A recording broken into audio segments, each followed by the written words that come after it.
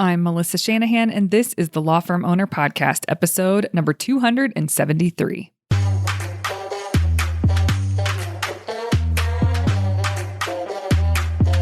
Welcome to the Law Firm Owner Podcast, powered by Velocity Work, for owners who want to grow a firm that gives them the life they want. Get crystal clear on where you're going, take planning seriously, and honor your plan like a pro. This is the work that creates velocity.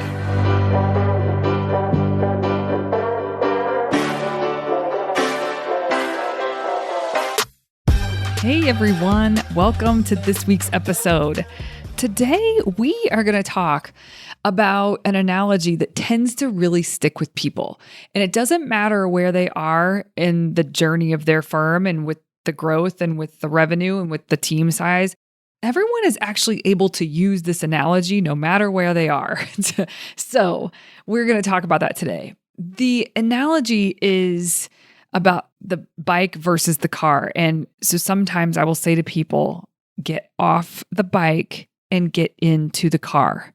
And they know exactly what I mean. And it's usually in a conversation where they are fighting for their limitations in terms of the constraints that they're experiencing, the capacity ceiling that they're experiencing. And so when I say that to them, they always get it immediately. They know exactly what that means. They know exactly what they need to do. And so we're going to break it down here a little bit. And I want you to think about for yourself, where with your firm or your life do you need to get off the bike and get into the car? So in this analogy, the bike represents doing everything yourself, being heavily involved in every detail, exerting a lot of effort for incremental progress.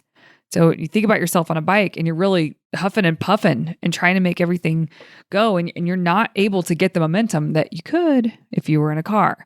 Now, the car symbolizes really leveraging tools and systems and your team, so people, to accelerate progress, and it's less direct effort from you.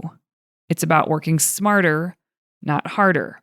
And what comes with this typically is a lot of anxiety and sometimes straight up fear around what it would mean to get into the car and the perceived risk associated with that. Now, while there may be risks, usually when you're thinking in that way and you do have fear or some trepidation about quote unquote getting into the car, usually your fears or your anxieties that are there, while they may have some merit, you are not looking at the upside of getting into the car, of handling everything with as much responsibility and grace as possible as you get off the bike and get into the car, and what that means to actually start to turn and really get serious about leveraging tools and systems and people in order to experience progress and in order to experience momentum. The other reason I like this analogy is because our company name is Velocity Work. And the reason we named our company this is because we facilitate and do the work with law firm owners that creates velocity work.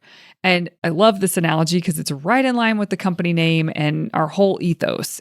We do things that will create velocity. We do the work that creates velocity. And that does mean leveraging tools and systems and people to accelerate progress.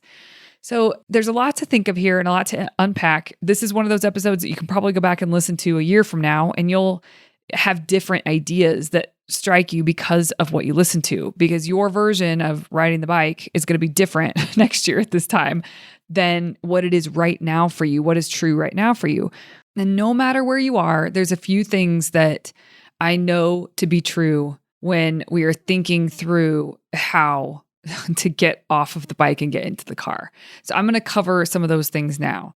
Generally speaking, what this comes down to is strategic delegation, and we're going to talk about that a little bit. Focusing on what truly matters, we'll talk about that a little bit. Relying on data and being willing to change. And if you can get your head around some of this, and this is not meant to be an episode where you're just going to, nail every point in the next 3 months. This is growth. Growth is messy. But these are the things that I notice people who do leverage what they have around them and they do build in a sustainable way. They are so much more fulfilled. They're so much happier, and they really are playing the long game. And for those of you who are saying, well, getting in the car sounds like the kind of growth that I don't actually want in my world. Like, I'm not looking for that kind of growth, because you associate getting in the car with building a bigger firm. And if that's you, bigger firm meaning like bigger than you want kind of firm, that's not true. That is not what this is about. You absolutely can do that, but that's not what this is about. So don't shut down when I say that. Just keep an open mind and know that if you are willing to do some of the things that we talk about on this episode, you will improve your life, your quality of life, specifically as it pertains to your business, but then also outside of work. Okay, so point number 1, a major piece of this is delegation. Many of you listening to this are pretty good at delegation. Some of you listening to this are terrible at it and hang on to everything.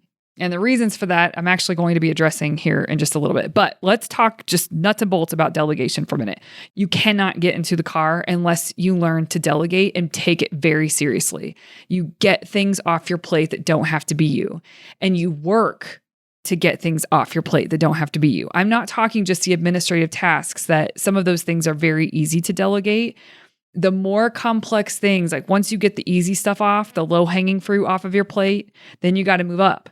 And you got to get the next layer, which is tougher in many instances to get off your plate. It requires more training. It requires more checking and follow-up.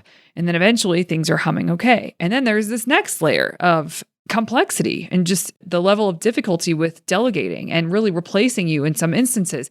It doesn't matter where you are. You have to keep looking at how you can keep creating more space for yourself, because the more space that you have, the better you can handle this business and the better business owner you can be. So delegation is a big deal no matter where you are, what level you think you are with it. It's a big deal. Now, when we talk about delegation, there's a few things that I think everybody should know about and everybody should be doing. One of those things is using Loom. If you do not know about Loom, you should. It's screen sharing. It's video recording software of your screen, but it is set up for this specifically, for delegation, for training, for standard operating procedures. It is a true tool. And now that they have AI built into it, it is next level. It does things for you that are fantastic. It creates summaries. It creates chapters to your video. It removes the filler words. It removes silence. If you're stopping to think while you're recording yourself, it'll remove that because there's silence. It's fantastic and very easy to share. So if you don't know about Loom, you should know about Loom. And the other thing, many of you do use Loom. I'm going to offer one more tip that surprised somebody the other day as I was talking. You can actually, when you're recording yourself doing a task so that you can show someone how to do the task, if they can watch it and they can ask a question in the middle of the video, there's a way to leave a comment in the video, and they can do it through text, or it will record a video comment so they can just ask the question. Now, what I like to do is when my team records videos to show me something or to make sure they're recording themselves so that I can see, oh yeah, you did that well, or here's where you need some feedback. I can push pause right where the feedback is and leave a comment right there. And I usually do video comments. It's just faster for me to verbally articulate and show them something. And then they have it right at the right mark in the video. So anyway, Loom is amazing. Loom.com, Loom. So that is one major help when it comes to delegation, that if you are not relying on it heavily, you should. So Loom, and then follow up. You have to follow up with these things. But here's what I want to say. You should assign the follow-up to the person that you want follow-up from. It is not your job to chase these people down and to say, hey, whatever happened with that? And so what this should look like is after you delegate and you make sure they have all the information that they need, and they maybe have even seen you do it because there's a Loom video with what you're handing them, then you can say, okay, I want you to follow up with me by and there's a deadline that you put in the calendar. Let's say, August 30th. I want there to be a deadline, and you put an event on the calendar. That person is invited to it, and it is their responsibility to be prepared for that follow-up. So maybe they have recorded themselves actually executing the task. Maybe they have a list of questions prepared, but that meeting, that deadline will be productive. And it won't be because you are poking people. It will be because you set the expectation that, hey, I'm handing this to you. I'm giving you everything I think you need. And so now by this date and time, I want you to be either fully executing this on your own. And so do whatever you need to do before then, or on this date, I want a follow-up, I want a report, I want questions, I want a video of you doing it so that we know that we're on the same page and we can take the next step together. And then you put the ball in their court. It's on your calendar. They are invited. This is a great way to make sure you're staying on things that you are handing off so that you can ensure that they are doing it the way that you would like it to be done. I think that's all I have to say about delegation, but this is a big deal, guys. And especially if you've delegated quite a bit, just like I was saying earlier, sometimes we get stuck again before our next wave of delegation because the next wave of delegation is a little bit tougher. It's a little bit harder to explain. They are higher level tasks and we don't have trust. We have all these barriers. We're going to talk more about the barriers in a minute, but you have to delegate and you have to push yourself to keep delegating. Some of the greatest challenges that I've seen my clients put themselves through, like they'll challenge themselves, maybe it's because we're doing a daily accountability sprint or whatever we might be doing. And it will be to delegate one thing a day, period. Get one thing off their plate every single day. And those have been some of the most productive, happiest months for clients because they're pushing themselves to do the work that otherwise seems a little daunting or they're not exactly sure where to start. They keep kicking the can down the road and they don't because they've made this challenge for themselves, and watching them execute on that is pure delight. You see them literally transferring themselves into a car when they do that. So delegation is a big, big, big one. If you need work here, you need to focus here, make time for it. You have to decide when you're going to put your attention on it. You have to put something in the calendar to give attention to delegation if you need to push in that area. All right. The next one that I want to talk about is constraining your focus. Part of getting off the bike and getting into the car is focus.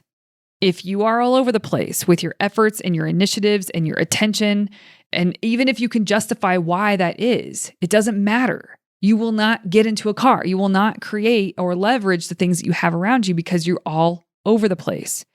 So when I say constraining focus, you have to narrow your focus to the most critical areas that will have the most impact on progress and momentum as a firm. And that many times means for you also. So constraining your focus and deciding these are the things we're going to get done. Monday Map is a really great tool to make sure that you are actually calendaring time, that you have time on your calendar that you're going to spend on these areas of focus that you've created. Now, inside of Velocity work, if you've been listening long, you know that literally every person that we work with, every single person, every single law firm owner that we work with, they have to know what they're aiming for. They have to have a well thought out plan to get there, which includes the effort that needs to be put forth, the projects they're going to get done, the things they're going to do in order to put themselves on the path that they want to be on. We call these rocks. So does EOS, so does some other organizations, but that's what we call them. But they're key quarterly priorities. And even though there's so many things you could do, you sift down and you pick 3 to 5. And that's it. 3 to 5 things you're going to get done in the quarter. And when you do that and you're on the hook for it, and there's accountability for it, most are more likely to stay focused and not turn their heads to something else that's popping up and grabbing their attention. They stay focused on what they say they were going to get done. And that is a really important piece of getting into a car. You have to constrain your focus. For those members or clients that have a quarter where they didn't do as well staying focused, they did constrain their focus at the beginning and then they lost focus. They didn't stay sort of honed in on those areas. They slow themselves up. They don't feel the momentum that they want to feel. And again, it's easy to justify. This is not me saying like you're worthless if you can't constrain your focus. It's not easy. It's simple, but it's not easy. But it is a big part of giving yourself an advantage and creating momentum is being able to focus. The next thing that came to mind as I was thinking through this and creating an outline is data. You have to track numbers. You do not have to track every number in your firm. You don't have to have this perfect set of KPIs. You just have to know that with the effort that you are putting forth, with the focus that you're exerting, that, we talked about constraining your focus. When you're doing that, what numbers will be affected because you're doing that? If you are focused heavily, if there's a project or an initiative around intake and sales, then your conversion rate is going to go up. That's the point, right? So then that is something you would track. And getting used to tracking the result of all the work you're doing is very important. And here's why I'm adding this in. We all know that tracking is important. Many people feel like they could be doing a better job with it than what they're doing right now. And most of the time, they create their own barriers to doing this work because they think that there's supposed to be this pretty way that it's done or very organized way that it's done with this perfect tracker. And that's not true. When you first get started with something, oftentimes it's messy and you need to let it be a little messy. And so if there are 2 numbers that you're going to start tracking and you're not tracking anything currently. And for those of you that say, well, I'm not tracking, but I know my numbers. No, you don't. That is not true. If you're tracking something and you're watching the progress and you're paying attention to the progress, then I would believe you. But if the numbers are just in your software somewhere and they aren't in a tracker and you aren't looking at them on a regular cadence and you aren't able to see patterns over time because it's just all stuck in software somewhere where you have to run a report every single time you want to see the number, that is not the same thing as having a spreadsheet, for example, that has like down the side, it has the time frame that you want. So maybe it's by month. So maybe the row is for January. And then across the top, there's a column for firm income. And for every single month, you put the firm income. Maybe the next one over is income by practice area. So then you break it down. Maybe the next one is number of new cases every month or new matters. But you can start to see there's just some really simple things that if you start tracking just to have a look at them and just observe them, you will see things over time. You will get curious about things over time. And it will help inform where your focus should be. First of all, like constraining focus, there's so many things we could focus on. If you want to affect a number, you decide something you're going to do in order to affect the number. So it can help you with constraining focus, but it also will help you understand progress as you are moving through your effort, as you are doing things, as you are putting forth initiatives and executing on things and getting things accomplished, and you will see it result in the numbers. So you have to track, and you don't have to track perfectly, and you don't need to track everything. You just need to track a few key numbers, be curious about it, be committed to it so that you are looking at it month over month over month, or maybe it's more often than that, week over week, depends on what you want to see, right? But just putting it in, looking at it, and you can delegate pieces of this. Somebody else can drop in the data, but maybe you have a link to the spreadsheet in a calendar event once a week where you go check on that sheet. You see what's going on with it. You see the progress. So you've got to get a cadence around data.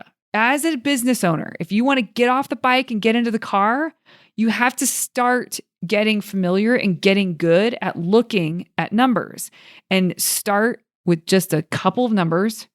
And then as you get really comfortable with those, and those are just easy, it's easy to input, it's easy to look at, it's easy to glean insights, then add a number or two, and then add a number or two. So that as your comfort level increases and as your capability and your competence increases when you look at numbers, and you just keep going. And this sort of leads me to something else that I was really thinking about when you're trying to get off the bike and get into the car. Part of creating momentum is building on small wins. And so many of you, and I am like this too, you are waiting for those big swings and those big wins, but the turtle steps for the win. That's what we used to say a lot when we were doing the daily accountability sprints. You have to start with small, achievable changes. That builds confidence, not just in you, but certainly in you, your team too. it builds confidence and it builds momentum. And then as you experience the benefits of working differently, then it becomes easier to adopt more significant changes.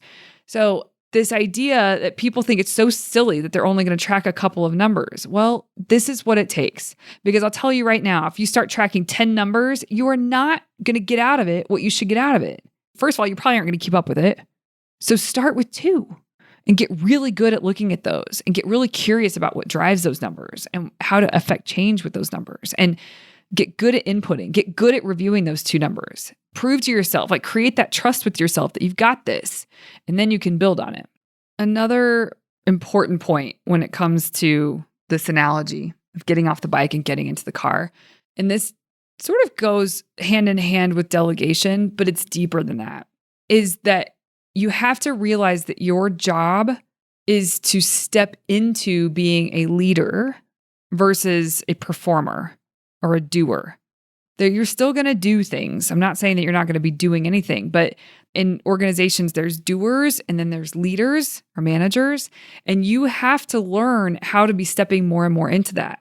Even if you only have a couple of people on your team, if you are not developing them, if you are not giving them opportunities to grow, which means, by the way, delegating to them, elevating them to be able to do things that would really help out, really help the firm. So it's almost like get their basic skill set when they come in, or if you've had someone for a long time, are they really doing a fantastic job with the basics of the job? When the answer is yes, and until the answer is yes, you work with them on this. You don't just throw things at them, you work with them. You make sure they have the tools that they need. Now, there are times where it's not a great fit. You are really working with them and it's not coming around. Then you may have some tough decisions to make. Maybe may not even be tough decision, but you work with them. You be a leader. You lead them to be able to do their job well. You give them the tools that they need. You give them the training that they need, and you are there for them with support when they need it, and you let them fly. That is your job, is to let people fly. And the more and more that you grasp this, the faster you will move, the faster the car will go when you get into the car. But if you lose patience a lot and you're not spending time with them and you have this whole narrative about just how they're not good enough, if you repeatedly have that about people that work for you, there's a common denominator here. It's worth looking at.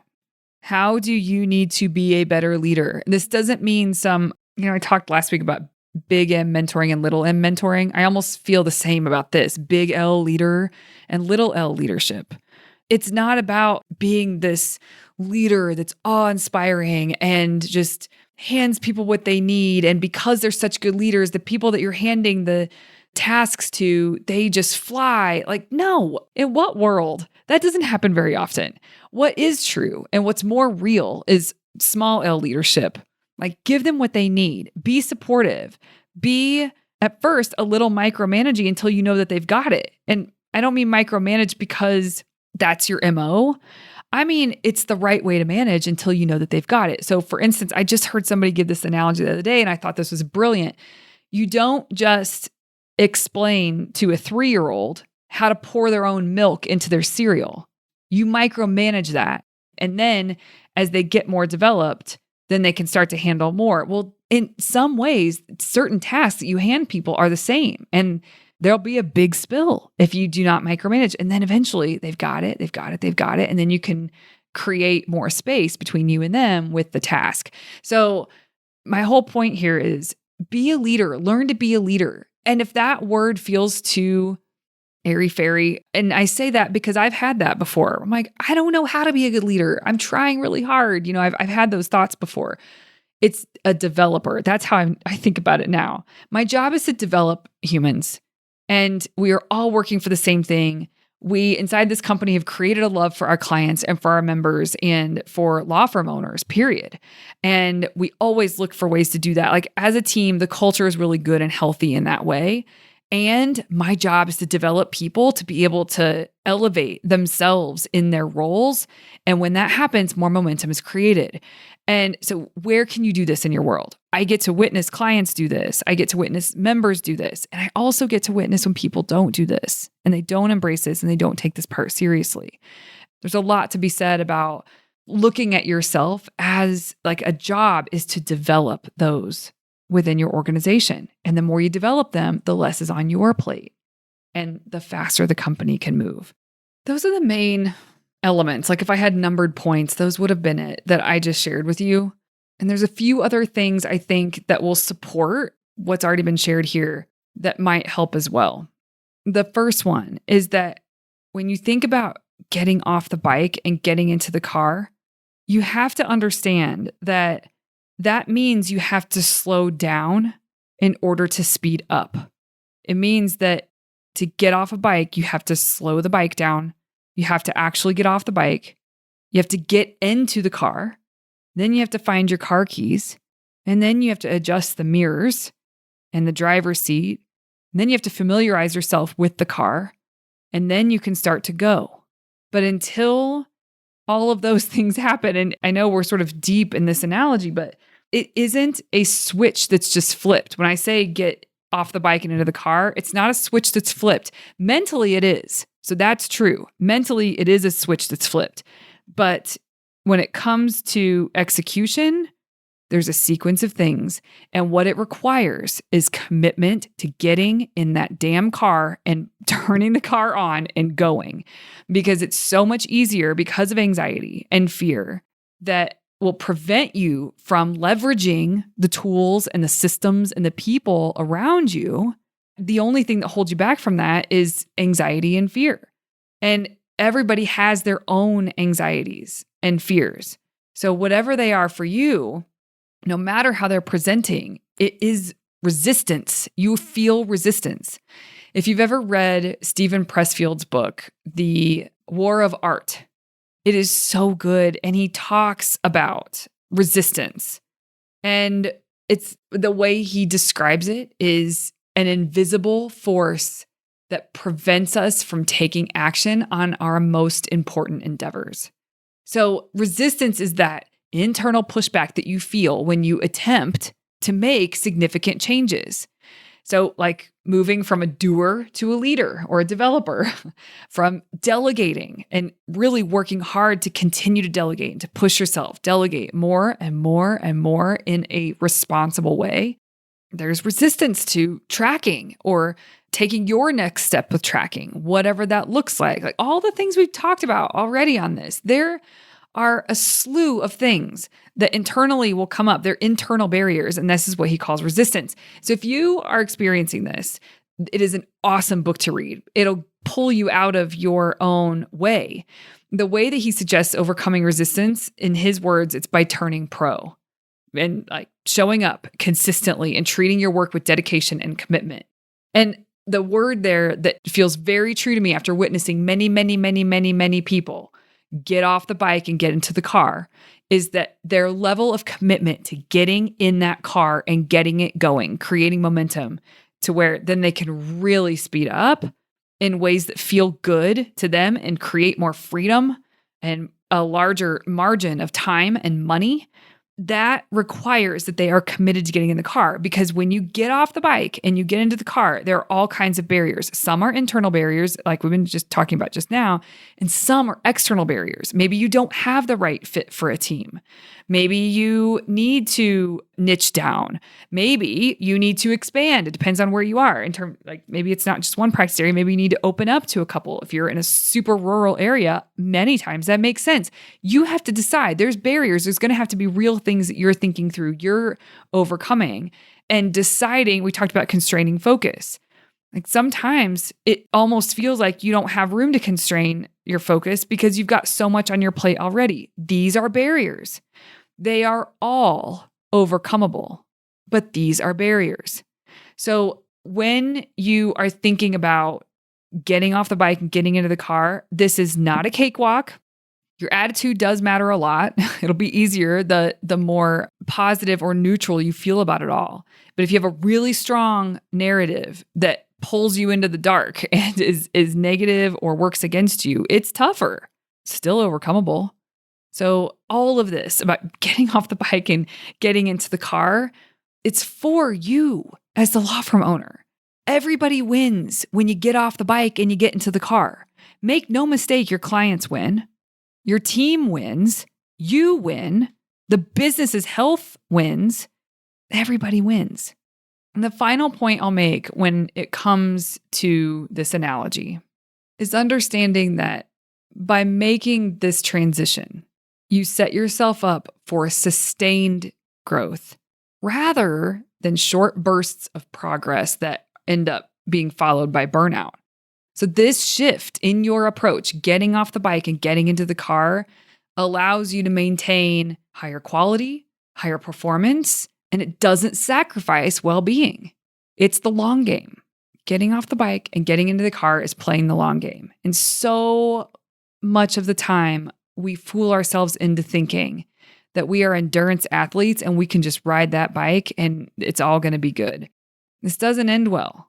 Getting off the bike and getting into the car, leveraging the tools and the systems and the people around you to create a better experience from top to bottom. Is it a cakewalk? No. Are there going to be bumps along the way? Absolutely. Are there going to be mistakes? Are there going to be moments where your fear is realized? Yes, but then many more moments where your fear is totally overcome and things are smooth and they are working the way that they're supposed to work. It's playing the long game. If you make decisions to stay on the bike because you don't want to experience a mistake or you don't want to experience anything, any of the fears that you have, you don't want to experience any of that. Well, okay. Yeah, getting into the car means you're probably going to have to experience some of that. And guess what? You can handle it. You can totally handle it. It may require some deep breaths and a visit to your therapist, but you know what? I'm being funny, guys. You got this. That's my point. You've got this. Being inside of a community like Velocity Work is something that can be really helpful as you're making that transition. I don't want to help people stay on a bike. I want to help them get into the car. And like I said, that is not the flip of a switch. Mentally, it can be, but through execution, it's going to take some time, but the payoffs are huge. All right, everybody. Have a wonderful week. I'll see you here next Tuesday. Hey, you may not know this, but there's a free guide for a process I teach called Monday Map, Friday Wrap. If you go to velocitywork.com, it's all yours. It's about how to plan your time and honor your plans so that week over week, more work that moves the needle is getting done in less time. Go to velocitywork.com to get your free copy. Thank you for listening to the Law Firm Owner Podcast. If you're ready to get clearer on your vision, data, and mindset, then head over to velocitywork.com where you can plug in to quarterly strategic planning with accountability and coaching in between. This is the work that creates velocity.